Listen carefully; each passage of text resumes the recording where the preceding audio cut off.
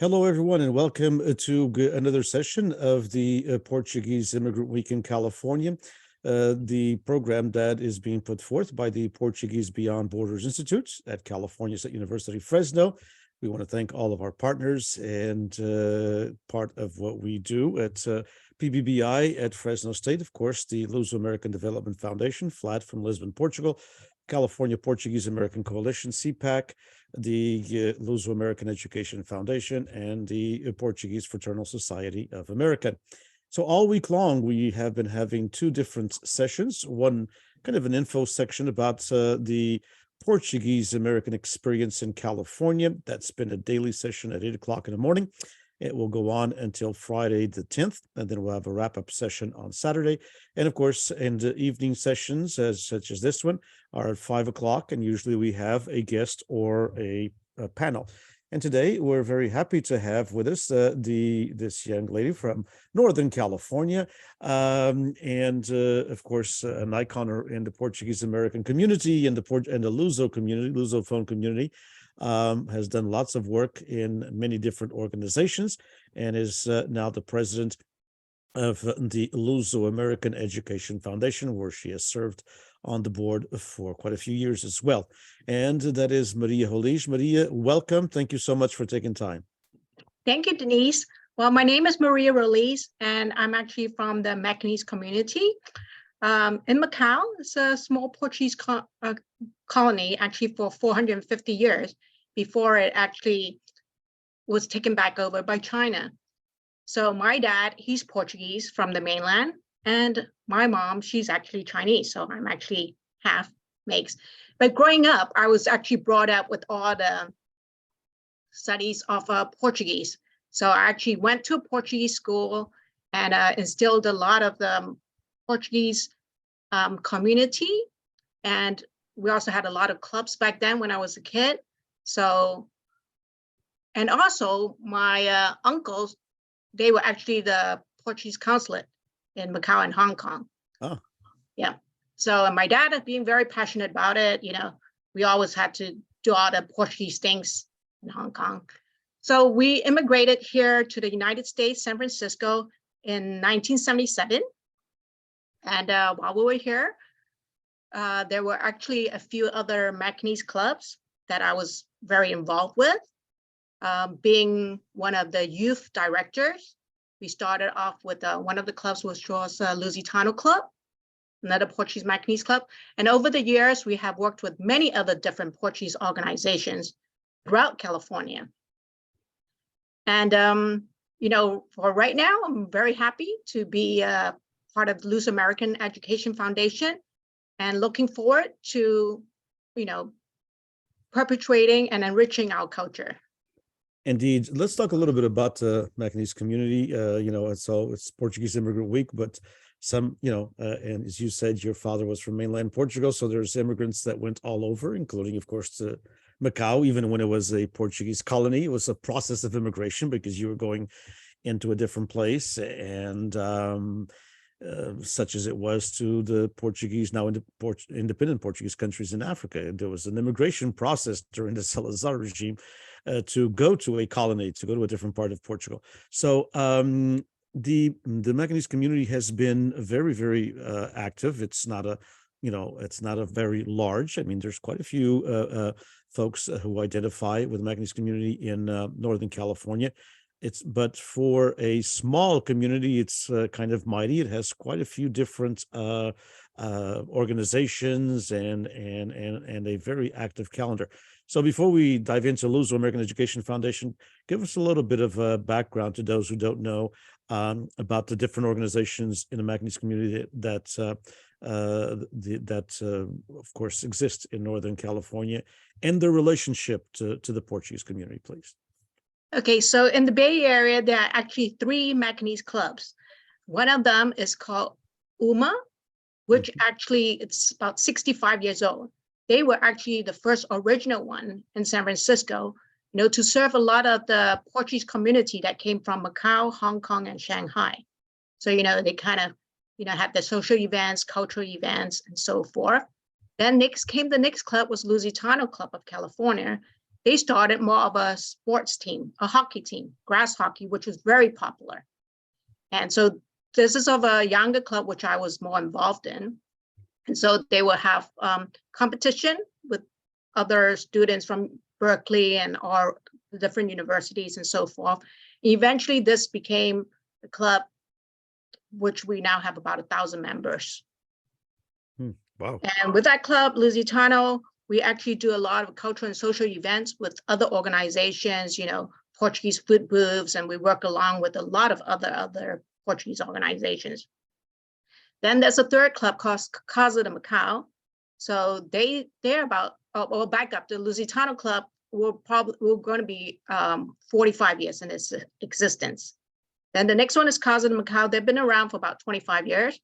They also serve the Portuguese Macanese community, and they have probably a different type of a group, a little bit older generation. But together with these three clubs, organizations, we were able to purchase a building, Macau Cultural Center in Fremont, where together jointly we have functions together. And this was with the assistance of the Portuguese government before it was taken back from Macau. Indeed. So that's very unique. The Macau Cultural Center in Fremont is a product of the three organizations. All three of them use it. Yes, all three of them use it. So I'm actually the president of the Macau Cultural Center. And so we try to, you know, promote and do different activities. You know, sometimes you have a lot of seminars that we have in the building pre-COVID. And also we invite a lot of guests from Macau to do some gnosis. And also one of our older language in Macau is called Patois. It's old Creole language. And so sometimes we also have, you know, welcome people in different seminars doing that. And we also teach Portuguese classes there and Mandarin classes at the Macau Cultural Center. Interesting. So very, very active. And actually, that's something that those in the Portuguese American community, maybe we need to learn. We have too many halls, as I've been a proponent of some kind of a fusion. I know that's a very hot topic in the Portuguese American community, but I guess I live on hot topics. So, but that's such a show of force and a show of unity that's so important. It would be probably impossible for just one organization to have the hall, and it's much more feasible for all three of them. Right, because it's very expensive. We would not have been able to afford a building. Sure. If, you know, we didn't combine to do this together. Sure. Maintain Indeed. it. Indeed. So let's talk a little bit about your involvement in the Portuguese American community, obviously through the associations from Macau in the Northern California. I know that you're on the board or assisting various organizations, and now you're, of course, the president of the Luso-American Education Foundation, but I know you're involved with the Portuguese Historical Museum and other organizations as well. So how did that transition from the Macanese community to some of the Portuguese American organizations? So I started about 30 years ago that we always had this Dia de Portugal Festival, and that was actually in the Newark Hall. And from there, when the Portuguese Historical Museum started the building in 1993 at the San Jose History Park, we got involved there. So every year we would have a food booth over there. And currently I'm the secretary at the Portuguese Historical Museum and also the fundraiser promoter. So I've been involved with them on the board for the last 10 years. And, you know, again, we basically, because I was brought up being passionate about my Portuguese heritage, you know, wherever I can help, I go and help in whatever ways I can. So. Indeed, and you've been very active as well at Luso-American Education Foundation, and now you're the president for this year of the board.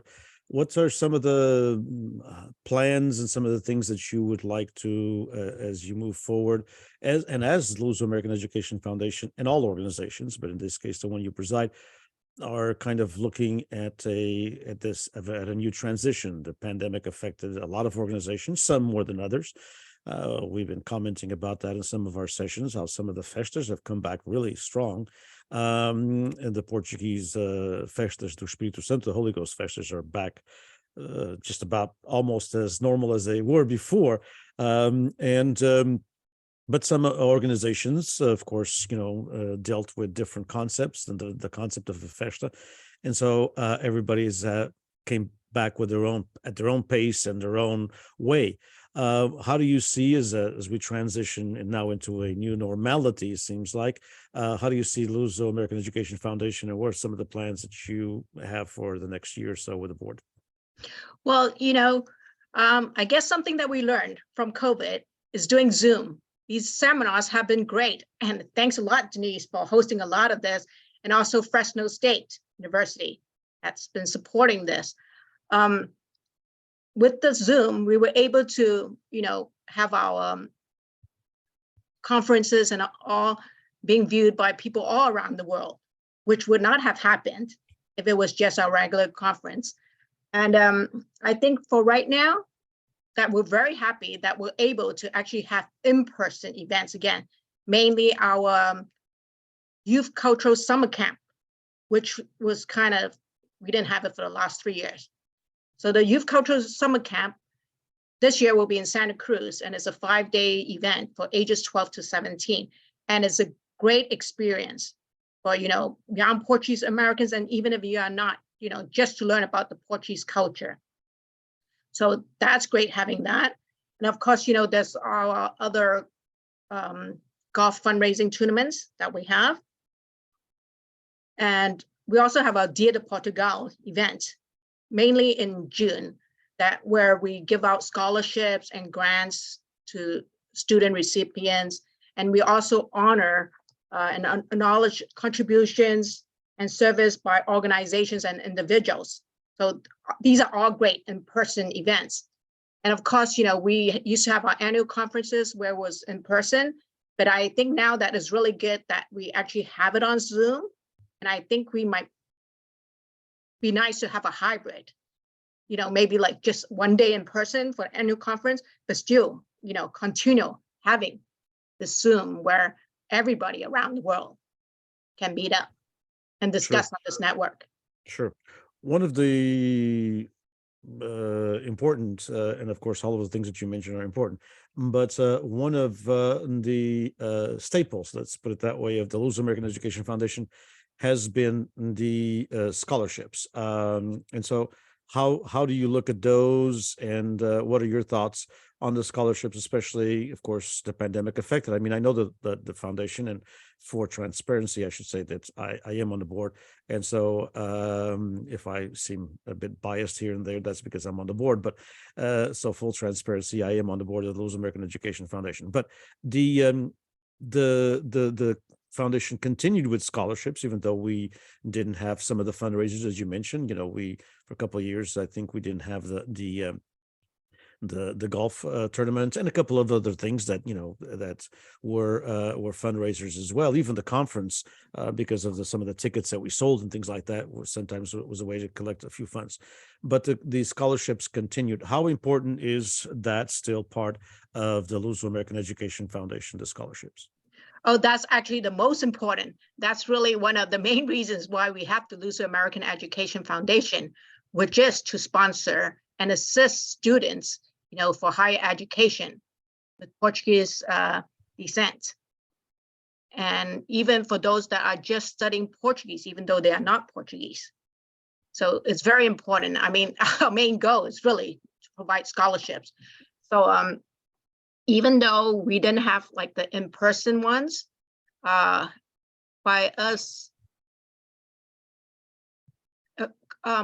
advertising this, a lot of people have connected on our Facebook, on our website, to apply for these scholarships. And we have actually, this past year offered a lot of scholarships. Right. And so the program continues, and it's like you said, the basis. And I recall that, as you mentioned, it's for students who are of Portuguese background, but also there's a few scholarships that one can apply for that you may not be of Portuguese background, but you are studying Portuguese. Actually, some of the students I've had in my classroom when I was teaching in high school were able to get some of the top scholarships, and they weren't of Portuguese background.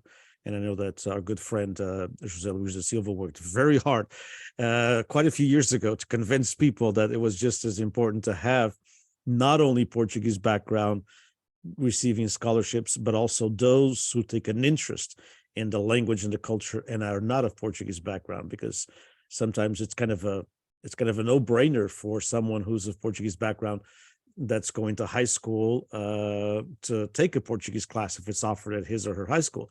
But when you're not a Portuguese background, why should you take Portuguese? Of course, we know because it's the fifth most spoken language in the world and blah, blah, blah, that all the stuff that we know, but they don't.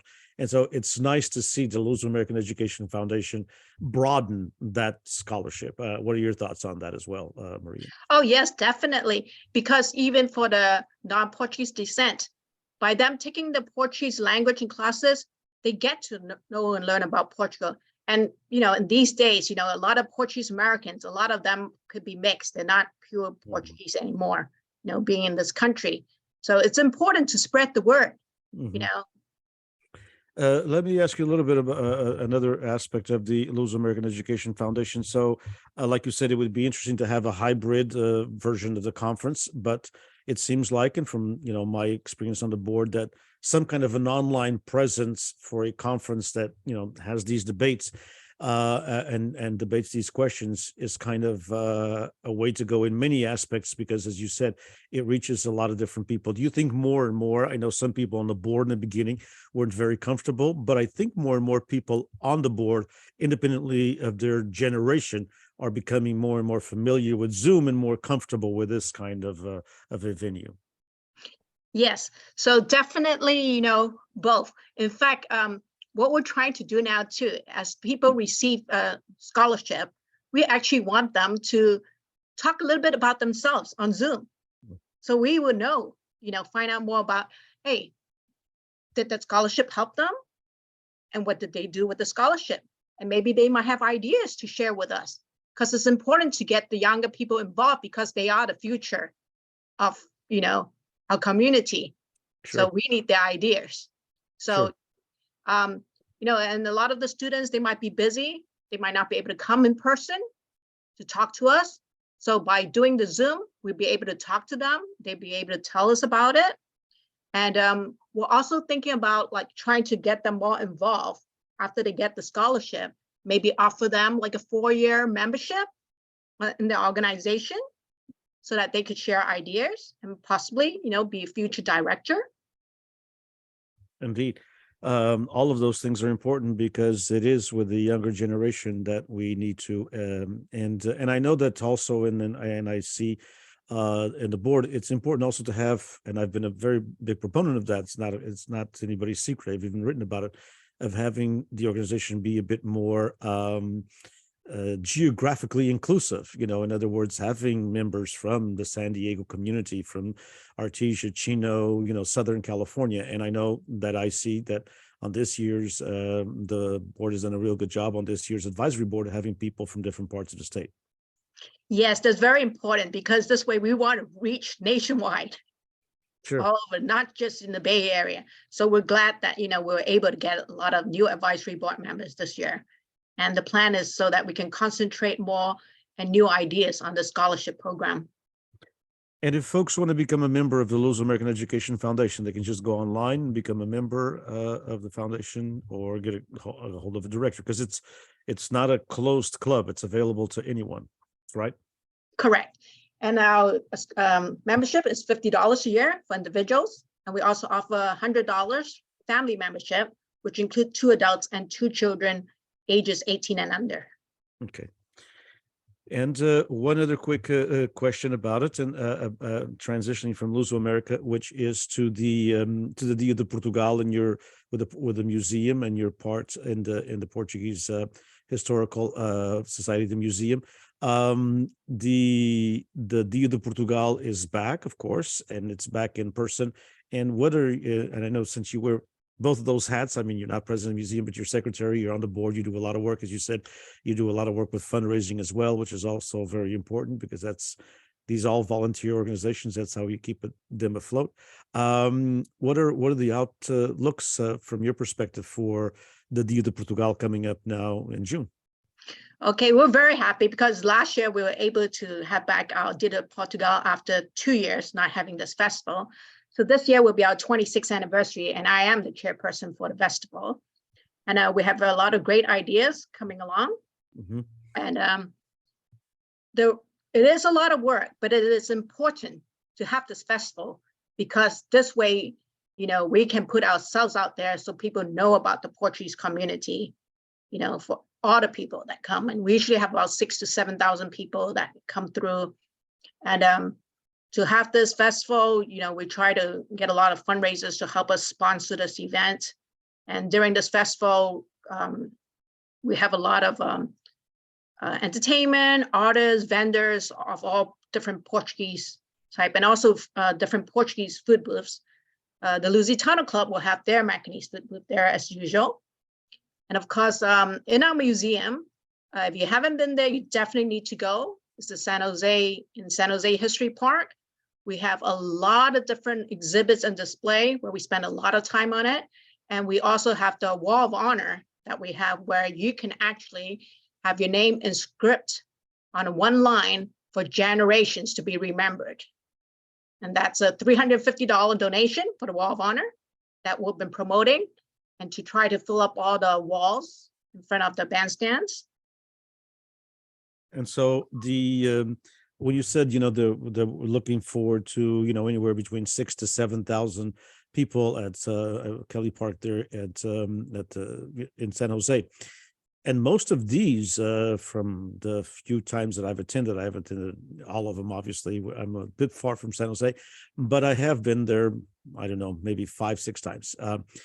And it's amazing to see, or in the past, before the pandemic, that, I'm not going to guess, but I would say that probably a good percentage of those people there are not Portuguese, but they're people take their family to the park, and it's, a Portuguese day, and it's, I believe the interest fees are reduced or non-existent or something like that. It's free admission. It's free admission that day. Okay. So that brings, of course, a lot of families. And I that was one of the things I've seen throughout the 4 or 5 times I was there was a lot of families. And this is a great opportunity for the Portuguese to commemorate Dia de Portugal, not only amongst themselves, but also with other communities as well. I think it's kind of a one-time opportunity that other people can go to an event that's not a Portuguese hall, or Macanese hall or Macau Cultural Center or any other cultural center like that. It's kind of in a mainstream American park that the Portuguese culture is celebrated. How do you see, as all these years that you've been involved with, folks that have never much had connection with the Portuguese American community, but look forward to this event on a yearly basis? Oh, a lot of them that come, like you said, that's not a Portuguese descent. They have a great time because they learn a lot. They go, oh, we didn't even know that Goa has Portuguese food. The Brazilian food we have, the Macanese food, and the different vendors that they get to see. And I guess over there they meet different people, and there's a lot of other different Portuguese vendor booths there and book vendors and so forth. And they get to talk and meet with a lot of people, and they just have a great time to learn about, the Portuguese culture, history, language, cuisine.